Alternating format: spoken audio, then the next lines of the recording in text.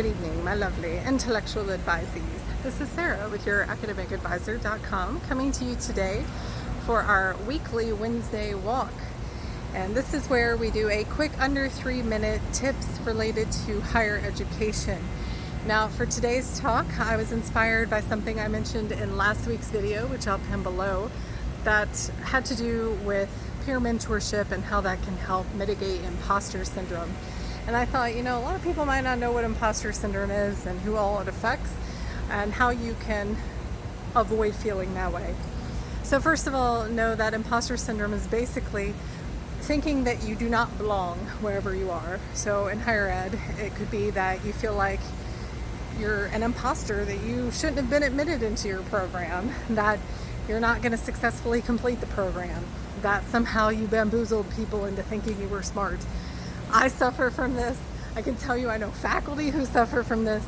I would say faculty, especially junior faculty who haven't gotten tenure yet, often suffer from this. And it happens at every level, be it PhD, doctoral level, undergrad, masters, again, faculty, administrators, staff. We all feel that way. And I think it goes beyond higher ed, right? Any career path can lead one to believing they're an imposter, and I would say almost especially if they're in a higher administrative level. So how can you avoid feeling this way? And I briefly talked about peer mentors. I think that having a group that are in your cohort that are doing the same thing you're doing, that perhaps feel the same way you feel, can help you feel like you have a community of people who are struggling with the same things that you are.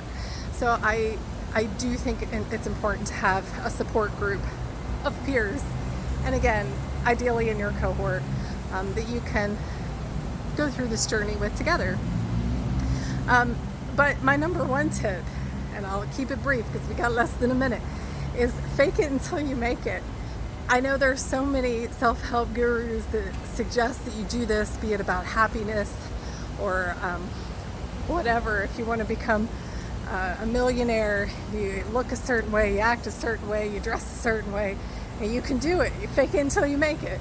And likewise, you walk the walk, you talk the talk, you use the language, and you will be considered one of them. And I really want to input a clip from the movie Freak Show. One of us, Google Gobble. No, I'm really showing my age, although I'm not that old. That movie's a little old. But anyway, I hope this was helpful. I hope you all have a wonderful evening. And thank you guys so much for joining me on our weekly walk. I'll see you next week. Bye.